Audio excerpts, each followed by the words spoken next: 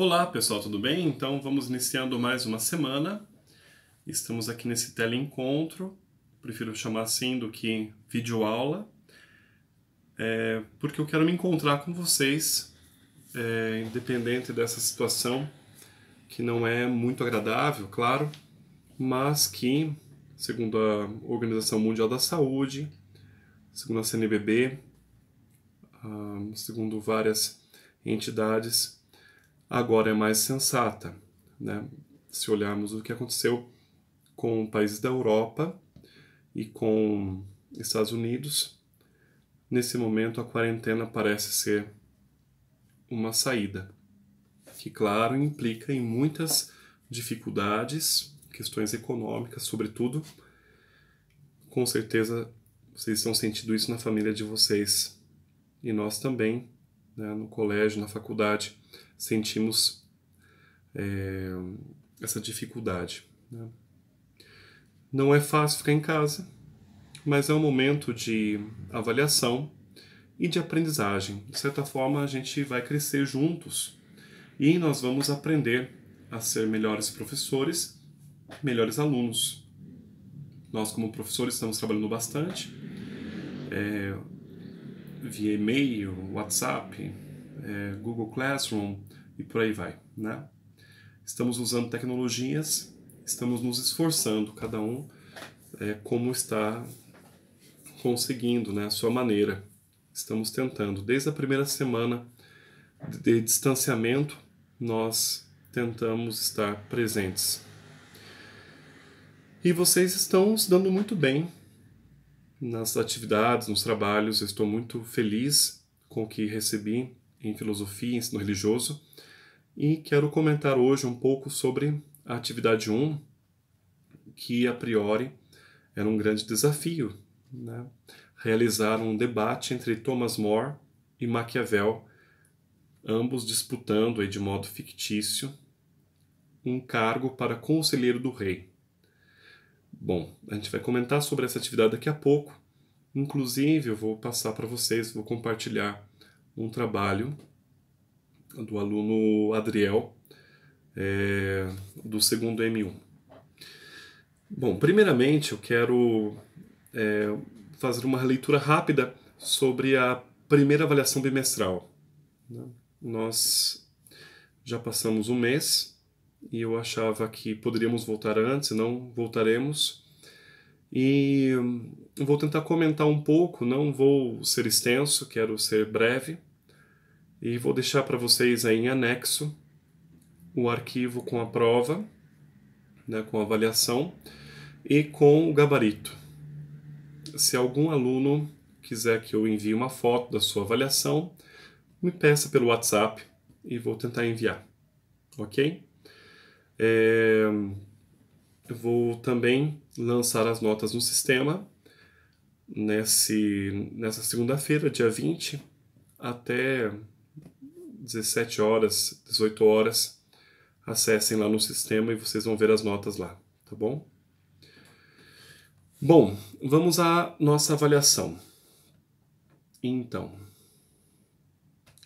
eram 12 questões, 2 abertas. A primeira questão aberta era: para os primeiros renascentistas, por que e como a ciência acontece? Ok, se olharmos a ciência renascentista, observarmos o panorama desse momento, nós temos aí uma metodologia individualizada dos cientistas que buscam a observação da natureza. Então, esse é o ponto essencial. Observação e experiência. Base empírica para poder entender quais são as leis, regras universais da natureza. Então, Da Vinci, Copérnico, Galileu, Giordano Bruno, todos eles estão interessados em voltar o seu olhar para a natureza e compreender como ela funciona.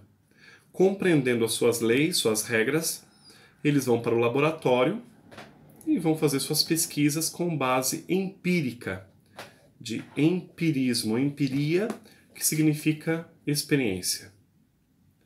Então, a ciência acontece por base empírica, a partir da experiência. É preciso observar a natureza, compreendê-la e, a partir da imaginação das ideias, né, das teorias, estabelecer uma prova consolidada na experiência. Número 2. Qual o significado de política? Como Aristóteles apresenta esse conceito? Bom, a palavra política ela vem de duas outras palavras gregas, que é polis e tikos. Tikos é o bem último, final. A gente pode falar de alegria, né? A realização.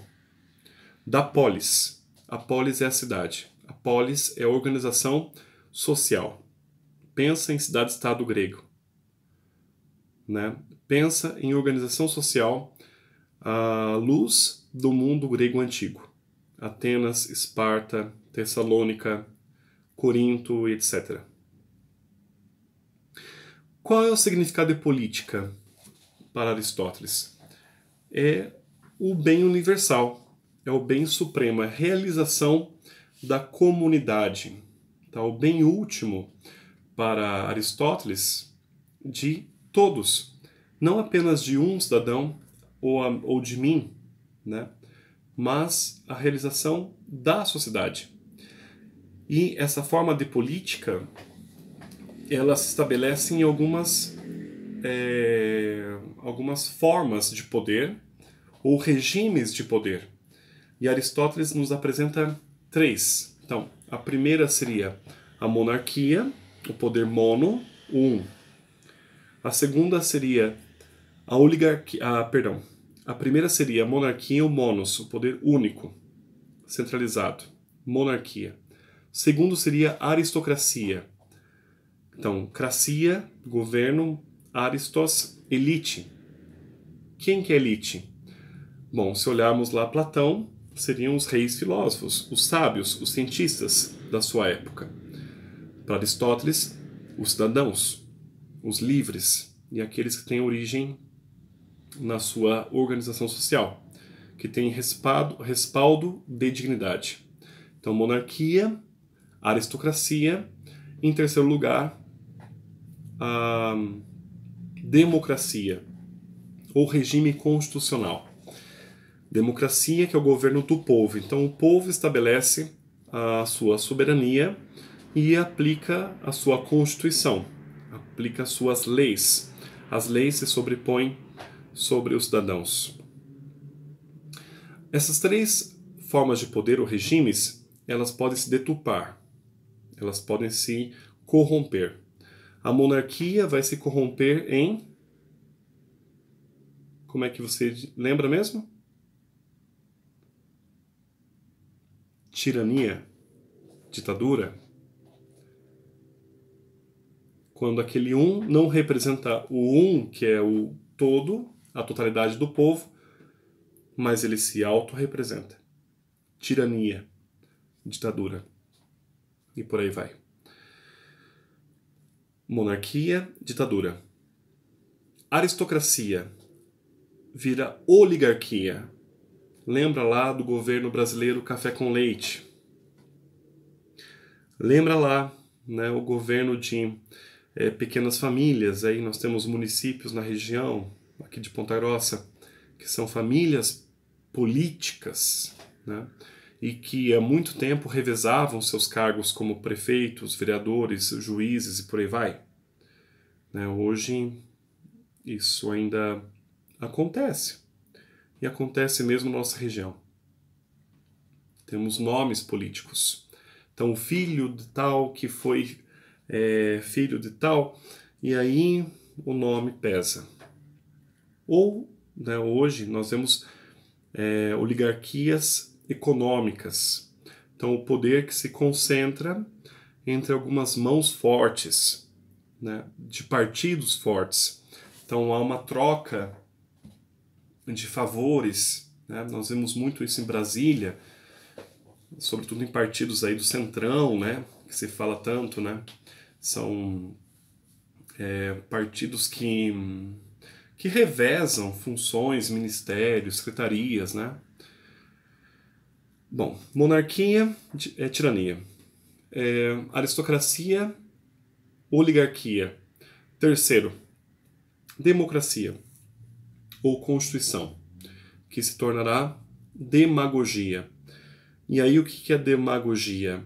É a aparência de que é um governo do povo, que responde em nome do povo, mas que de fato responde a interesses de grupos, que pode ser aí tirânico, pode ser oligárquico, mas que são concentrações de poder e que atuam de forma a aparentar que o povo, pelo seu voto, pela sua voz, estaria no poder.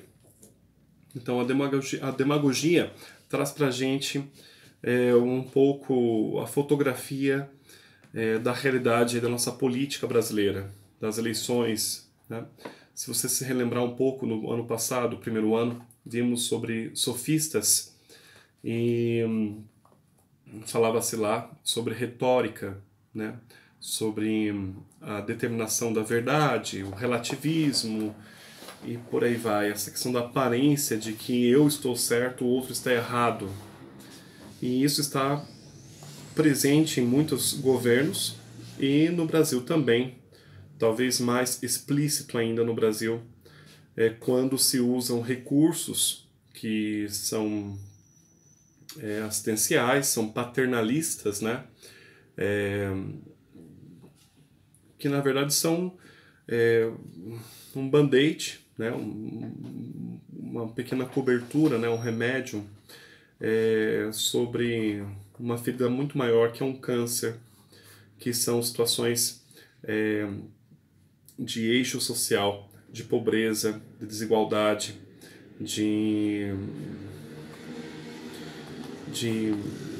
bom, o que eu falar, né? Vocês assistiram aqui aquele vídeo lá, Ponte, não é? Um documentário sobre a questão da desigualdade no Brasil. Então, são questões estruturais, tá? Então, eu posso ser a favor do Bolsa Família. Eu acredito que o Bolsa Família resolva situações, mas seria como colocar um curativo, um band-aid, sobre uma ferida muito mais profunda, que é um câncer, que é um problema estrutural, a pobreza, a desigualdade no Brasil. E aí entra a demagogia, né? Bom, a demagogia, não só para a relação aos pobres, mas também a demagogia está aí presente em muitos governos, inclusive hoje no Brasil, em relação à economia, ao liberalismo, então, questão dos impostos, né? Muita gente se elegeu dizendo que não iria aceitar salário como isso, aquilo, tal cargo político, mas está recebendo. Muita gente se elegeu dizendo que iria abaixar impostos em questão de 1 mês, 2 meses, para gerar empregos, né? Fizemos a reforma trabalhista, reforma da Previdência, porque o Brasil iria melhorar, mas semanas depois das reformas, descobrimos que o Brasil não melhorou. Então, monarquia, que vira tirania. Aristocracia, que vira oligarquia. E democracia vira demagogia. Vamos para frente, então. Número 3. Número 3 fala sobre características do Renascimento. Então, fala sobre o movimento renascentista que tinha como eixo a letra D. Valorização do homem por sua razão e por suas criações. A ideia do humanismo e da ciência, revolução científica. Difundindo a confiança nas potencialidades humanas. Então, o homem capaz de transformar a natureza. Isso nós temos na engenharia. Depois, mais tarde, 2 séculos depois, com a Revolução Industrial. E superando o misticismo dominante no período medieval. Bom, o Renascimento não supera completamente esse misticismo. Vocês vão ver em Giordano Bruno, Pico della Mirandola, que ainda muitas ideias relacionadas à magia. Mas a ideia de magia do Renascimento não é uma feitiçaria crua, mas a ideia de transformar a natureza, tentando entender as suas regras, suas leis, lá como falávamos agora da questão número 1, né? Então, dominar, controlar a natureza, não se sujeitar à natureza. Então, temos um morro. Não preciso contornar essa paisagem, eu posso fazer um túnel. Temos um rio. Eu não preciso descer até o final do rio, subir o rio, não sei, com barco, sei lá. Faço uma ponte. Ah, não gosto do meu corpo. Aqui, ó, carequinha. Faço um implante capilar. Então, superar o misticismo, superar essa relação com a natureza, com o mundo, por meio que era muito marcada por meio da fé. Parece que até hoje não superamos, né? Eu sempre falo isso em sala de aula. Se você ligar a televisão nesse momento, você vai perceber que na cadeia pública, né, de televisão, nós temos muitos canais religiosos e pessoas que estão apostando mais na fé ou no misticismo, não tão teológico, científico, no sentido de estudos, né, mas buscando milagres para resolver problemas da sua vida. Isso é um ponto teológico, religioso. Não entra na questão filosófica, científica, né? São mundos que, embora dialoguem, se separam muito aqui no Renascimento. Depois, lá na questão 4, falava sobre as obras, né? Gente, estava na cara. Letra D, Divina Comédia, Dante Alighieri. Tá? Ali fala da letra E, Utopia, do Thomas More. Gente, não falamos utopia. Quem que é François Rabelais? Você conhece? Então como é que você vai lá e escolhe a alternativa E? Não pode, né? O Príncipe, de Shakespeare. O que é? O Hamlet? Daí Fausto de Goethe, alemão, né? Aí tem que ter uma visão maior de mundo, né, gente? De literatura, de leitura, né, de cultura, né? Depois teve gente que marcou a questão de C. Os Lusíadas foi escrito por Erasmo de Roterdã. Os Lusíadas, né? Que eu aposto que vocês estão estudando isso aí em literatura nesse momento, aí no primeiro ano, segundo ano, terceiro ano, visando vestibular. Bom, vamos para a próxima. A número 5 da VUNESP. Galileu não se arriscava a publicar essas ideias por temer o quê? O Santo Ofício.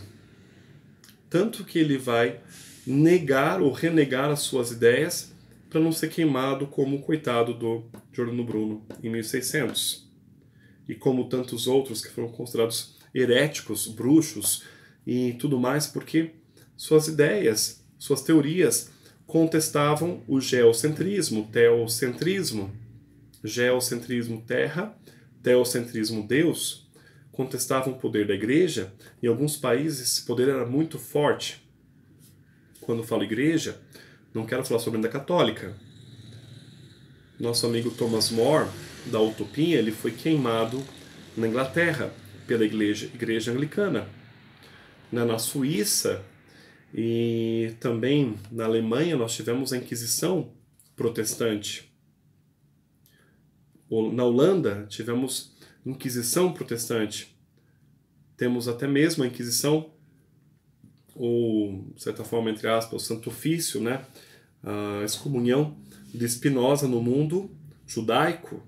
Nós vamos ver Spinoza no próximo bimestre, que é um dos racionalistas depois de Descartes e que precede Leibniz. Spinoza foi julgado no tribunal judaico da sinagoga. Então, esse era o medo do nosso amigo aí, Galileu, e por isso que ele renegou suas teorias. Depois temos o Enem, né? E o Enem vai falar lá, acompanhando a intenção da burguesia renascentista, espaço geográfico, daí fala, ó, tentar conquistar a forma, movimento, espaço, luz, a cor, mesmo a expressão, o sentimento. Pessoal, isso é estética, é a área da filosofia que fala da arte. Forma, movimento, sobretudo a palavra sentimento, expressão. Logicamente, letra B. Então, a relação constante entre ciência e arte. Número 7. Os atos dos governantes são desvinculados da moral cristã. É o que eu falei para vocês e disse que iria cair nessa prova. Para Maquiavel, o rei não precisa cumprir as promessas. Ele tem que visar o fim. O fim justifica os meios. Chegar ao poder de modo inteligente, com estratégias, e, com a mesma inteligência e estratégias, manter-se no poder até o fim. Custa o que custar, CQC, né? Custa o que custar. Não importa quais são os meios. Se o príncipe tem que matar o pai, o rei, o fim do príncipe é se tornar rei. E aí vem a Bíblia, né? No mundo judaico-cristão, mundo muçulmano, honrar pai e mãe. Esquece a moral cristã. O rei não pode ser bonzinho, piedoso. Ele tem que parecer ser virtuoso do ponto de vista cristão. Tem que parecer, mas não significa ser. E aí muitos de vocês devem ter assistido House of Cards. É uma série baseada no pensamento de Nicolau Maquiavel. Número 8 da UEL. Então, falar sobre o tema renascimento, voltamos a isso. É correto afirmar que, letra E, os estudiosos do período buscaram apoio no método experimental e na reflexão racional, valorizando a natureza e o ser humano. Você poderia copiar essa alternativa E e, como alguns fizeram, lá escrever na número 1, de que forma se baseia a ciência no período do Renascimento. Então ela se baseia no método experimental, e focando na natureza e na centralidade do homem, o antropocentrismo. Número 9. Então fala lá sobre Da Vinci, né? É um texto da Vinci que fala sobre o pintor que trabalha rotineira e apressadamente sem compreender as coisas, é como espelho que absorve tudo o que encontra diante de si sem tomar conhecimento. Experiência, mãe de toda certeza. Só o pintor universal tem valor. Então, o que isso exalta, né? O que está por trás desse pensamento? O pintor, né? Aquele que pinta o ser humano, o humanismo. Postura ideológica configurou a transição para a Idade Moderna. O humanismo é uma corrente de pensamento que valoriza o homem, o antropocentrismo. Então, é o olhar do pintor que manda. É a forma como ele percebe o mundo e como ele representa esse mundo. Aí, nós temos os clássicos. Quando alguém estuda uma pintura do Da Vinci, quando alguém estuda o Michelangelo, não estuda apenas o quadro, a representação, o afresco, né? A escultura, mas o que ele queria transmitir com aquilo, porque ele está se colocando no centro da sua composição. E na alternativa apresentava teocentrismo, o pessoal risca isso do Renascimento. Epicurismo, até a gente poderia falar sobre o mundo do prazer, né? Mas aqui fala de epicurismo dominante na Idade Média, que é completamente o contrário. A gente pensar em Idade Média tem que pensar em Quaresma, que nós vivemos há pouco tempo antes da Páscoa, que é a valorização do mundo espiritual, não da matéria. O epicurismo valoriza o prazer material, claro, sobretudo prazeres espirituais, né? Mas o prazer da carne. O hedonismo vai ser a bandeira mais excêntrica, mais radical do epicurismo. Depois, letra D, confucionismo. Mundo da religião oriental, esquece. Letra E, escolasticismo. Escolástica é o mundo do São Tomás de Aquino, né, dos pensadores aí dos últimos séculos da Idade Média, que traziam a ideia da universidade, escola, enquanto mundo religioso, né? O ensino do mestre para o discípulo, do professor para o aluno. E no Renascimento nós temos o aluno que está agora como você em casa. está estudando e procurando, desenvolvendo, pesquisando de modo autônomo, sozinho, desvinculado, muitas vezes, da academia, né? Daquele modus operandi, o modo de fazer que se faz dentro de uma sala de aula. Você tem que improvisar, tem que criar a sua forma de fazer o conhecimento, de buscar o conhecimento. 10. Na 10 a gente fala sobre as características do renascimento. Letra A. Nova postura com relação ao conhecimento, a qual transforma o modo de entendimento do mundo e do próprio homem. Então, conhecimento, né, a partir do renascimento, vai ser uma forma de transformar o homem, a natureza, e buscar benefícios, tirar proveito disso. Na Idade Média, né, no mundo antigo, se estudava pelo prazer de se estudar. No mundo medieval, se estudava para chegar ao céu, para compreender melhor Deus, compreender os sacramentos, a teologia, né, o direito, que visava o outro mundo. No Renascimento, nós estamos conectados, enraizados nesse mundo. Então, a ciência só tem sentido se ela transformar para melhor o meu mundo, que é esse, não há outro. Ou pelo menos não se tem prova experimental, empírica, de que há outro mundo. Número 11. Sobre as teorias políticas, assinale o que for incorreto. Pessoal, básico, né? Letra D. Rousseau afirma que a natureza da desigualdade entre os homens se encontra na própria natureza humana. Não. Rousseau afirma que a desigualdade se encontra na natureza transformada do homem. O homem nasce bom selvagem, o bom selvagem, como um índio na aldeia, voltado para a natureza, para os outros, ingênuo, bonzinho, né? Protetor dos outros, dos animais, da vida. Mas aí surge a propriedade privada, que já falamos isso em sala de aula. Então, alguma coisa se torna minha. E eu não quero que aqueles que estão ao meu redor se utilizem disso. Não quero socializar isso. E a partir do conceito de propriedade privada, nós temos a desigualdade social, a desigualdade entre os homens. Inclusive, até tem um livro aqui, deixa eu ver se está fácil.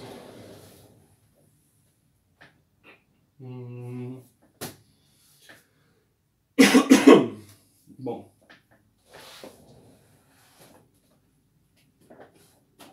Achei. Contrato social.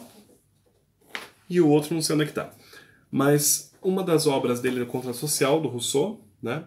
E temos a origem da desigualdade entre os homens. Está por aqui em algum lugar.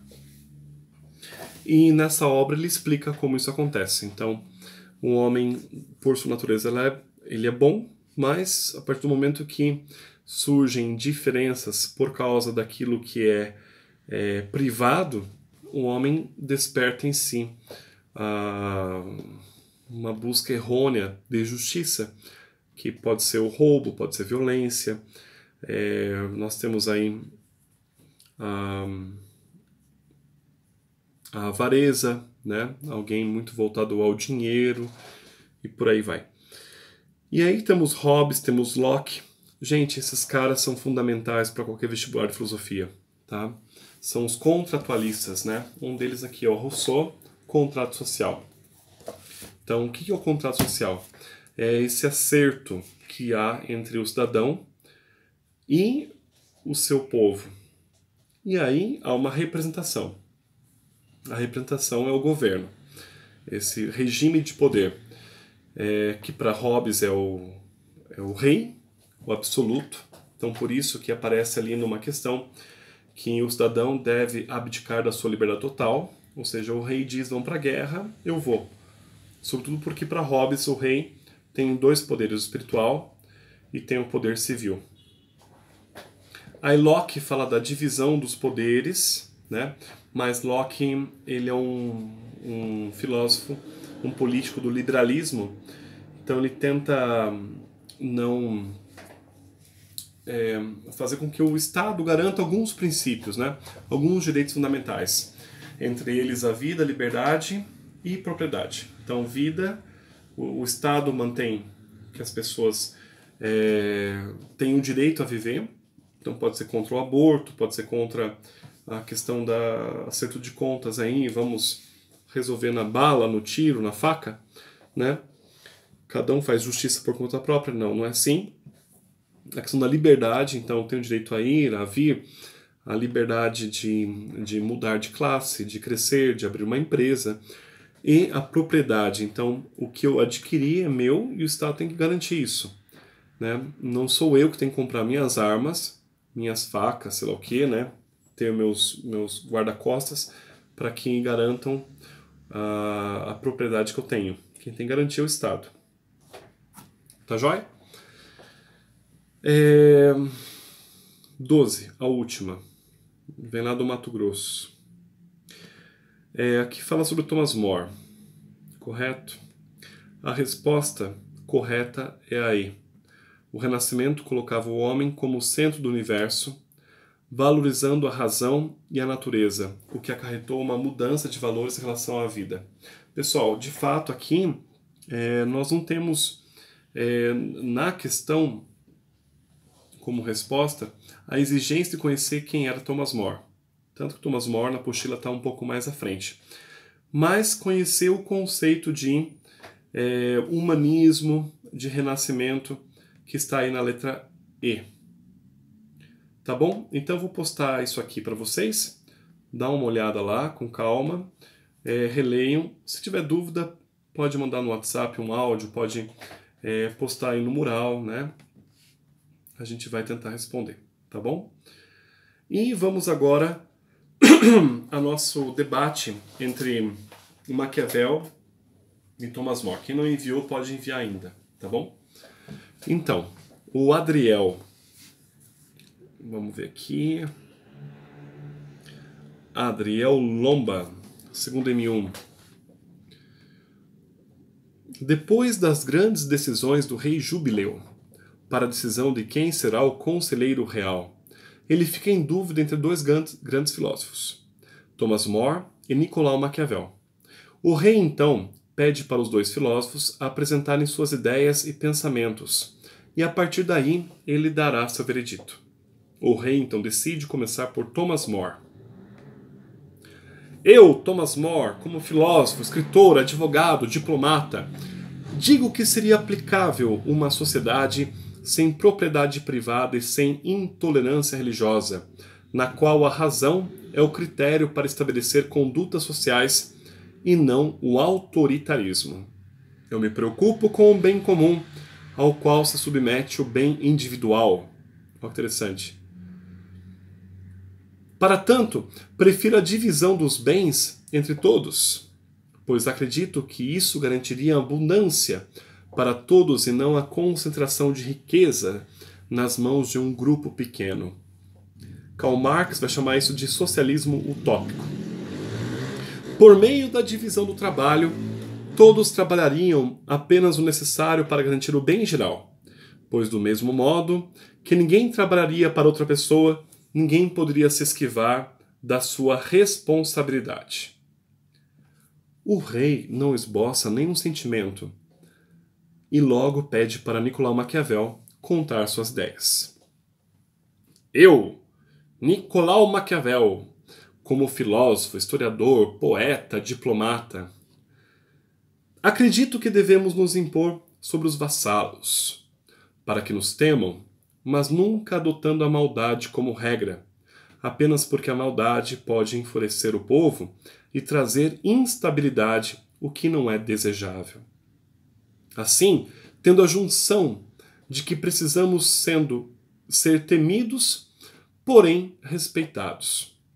E para que o governo persista em ordem, devemos fazer os cálculos para o pior caso, assumindo que todos os homens são maus, para que assim tenhamos armamento contra o pior a acontecer. O rei, então, assim como Thomas More não esboça reação nenhuma, ele, então, após pensar por um tempo, acaba decidindo quem escolher para conselheiro real e emite o juízo. Eu, rei Jubileu, após pensar bem sobre quem será o conselheiro real, decidi que Nicolau Maquiavel será o novo conselheiro real, pois acredito que, para um governo próspero e duradouro, devemos, assim como Maquiavel falou, ser temidos e respeitados, além de que precisamos estar preparados para o pior, para que podemos agir ou reagir caso seja necessário. Tchan, tchan, tchan. Então tá aí. Para Adriel Lomba, Maquiavel ganhou o debate. Para muitos alunos, foi Thomas More quem ganhou o debate. Então, nós temos aí uma polarização, né? Uma polaridade, dois lados da moeda, né? De um lado, gente realista, empírica, objetiva, né? Na política do Maquiavel, que é uma política que visa resguardar o poder de quem está no poder, né? De quem acessou o poder. E aí que ele se mantenha nesse poder. Do outro lado, nós temos uma política idealista, utópica, né, de Thomas More, de que é possível uma sociedade com comunhão de bens, com intolerância religiosa, com acesso para todos, né, à educação e ao próprio poder. São duas visões bem distintas e duas visões que estão presentes aí, né? Se você foi um pouquinho aberto a olhar, né, a interpretar a nossa realidade aí, você vai tentar se localizar ou se rastrear num desses dois polos, né? Polo maquiavélico, polo utopista de Thomas More. Bom, eu vou parar por aqui. Eu queria pedir para vocês que enviem as atividades, quem não enviou ainda, né? A atividade 1, que é Thomas More. A atividade 2 não precisa, tá? Não me enviem. Queria que enviassem para mim a atividade 3, né? Que é essa sobre os 4 filósofos do Renascimento. Então você vai escolher 2 deles. Então, ou Pico della Mirandola, ou Roterdã, ou Michel de Montaigne, ou Giordano Bruno. Escolhe um desses 4 e escolhe 2 desses 4, né? Entre esses 4, escreva 15 linhas para cada um desses 4, né?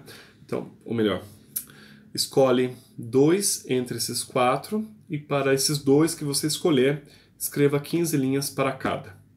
Tá certo? Então, escolhe 2 entre os 4 e escreve 15 linhas para cada. Faça um resumo bem feito, bem bonito, tá? Eles não são menos importantes. Inclusive, o Pico della Mirandola já foi questão de Enem, 2014, 2015, se não me engano. E o Michel de Montaigne também caiu no Enem, numa questão que falava sobre ceticismo. Não se preocupem, porque nós vamos retomar tudo isso aí, visando o PSS 2, tá bom? Por hora, então, mandem para mim o trabalho por e-mail sobre esses filósofos e aproveitem a quarentena para estudar, para ler e fortalecer os laços com a família e tomar uma atitude em relação aos estudos, né, ao comprometimento em relação ao PSS2, em relação ao vestibular e ao Enem, que logo logo vão bater nossa porta. Abraço para vocês, Deus abençoe, tchau!